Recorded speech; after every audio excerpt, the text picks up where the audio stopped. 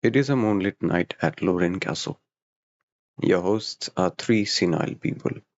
Their manners are as creepy as their words. You insist on spending the night at the infamous Red Room. They warn you of its consequences. You say you do not believe in ghosts. You say you are logical. You say you are confident.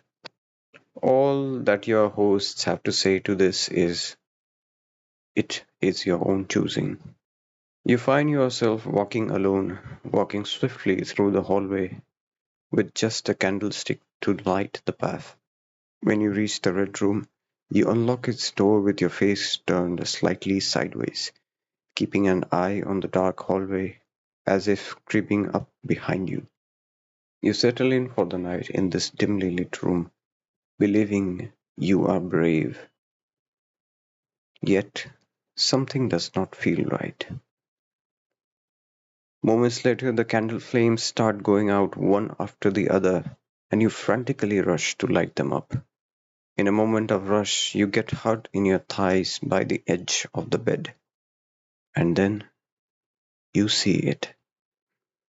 In the dark, the wall before you, two fingers putting out a candle and a creepy smile.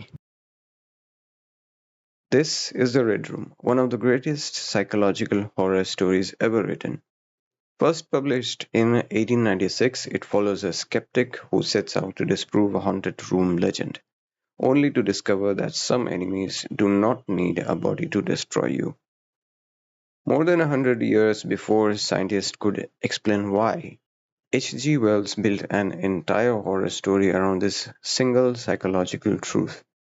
Not that ghosts exist, but that fear itself is the real monster. Here's where the story becomes fascinating. Most people assume darkness is frightening because dangerous things might be hiding inside it. Psychologists think the opposite. Darkness isn't terrifying because of what is there, it is terrifying because we do not know what is there. In one well known line of research, psychologist Christian Grillen found that people show a much stronger startle response in darkness than in light, even when there is no actual danger present. Remove visual information and the brain automatically becomes more vigilant, scanning for possible threats. In other words, darkness does not create monsters, it creates uncertainty. And uncertainty is exactly what the human brain hates. One of the biggest discoveries in neuroscience came from Joseph Ledoux's work on fear. He showed that the amygdala, our brain's threat detection system, can react before our rational mind has finished evaluating a situation. Imagine hearing a sudden noise in your house at 2 a.m. Your heart races first, logic arrives second, your body prepares for danger before your conscious mind asks, could that just be the wind? That's exactly what happens in the Red Room.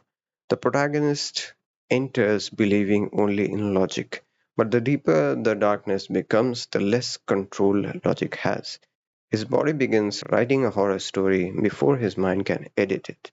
Another famous experiment by neuroscientists Ralph Phillips and Joseph Ledoux discovered something called contextual fear.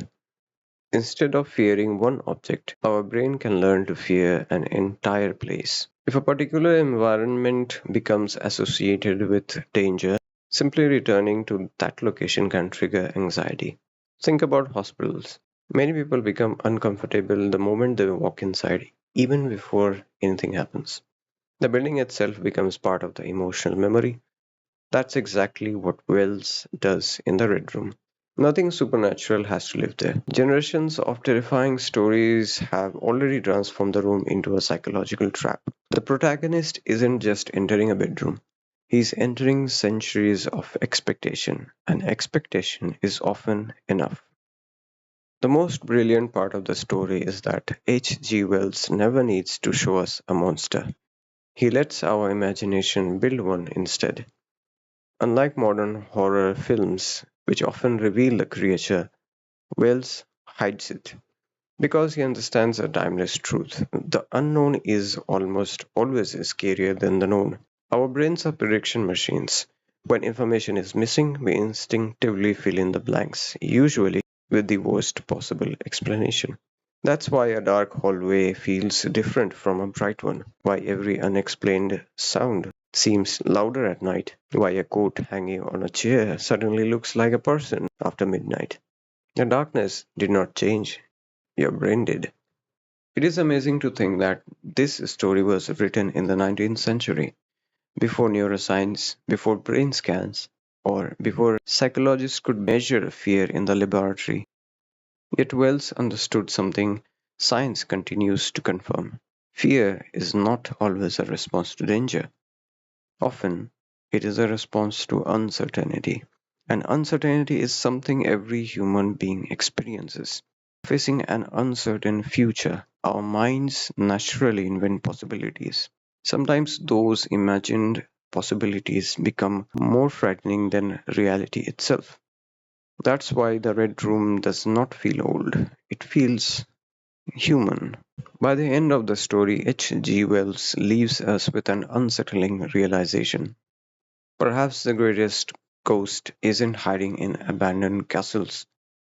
Perhaps it lives inside every one of us, inside the imagination, inside uncertainty, inside the ancient survival system that evolved to keep us alive, even if it occasionally terrifies us for no reason. Maybe darkness has never been the enemy. Maybe the darkness is what our minds do when the lights go out.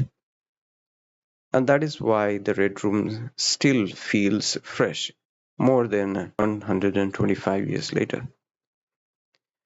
It is not really a ghost story, it is a story about you.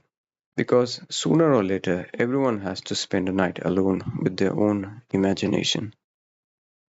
Do you think darkness is frightening because something could be hiding inside it? Or because it forces us to confront what our own minds are capable of creating? If you have made this far, thank you for tuning in.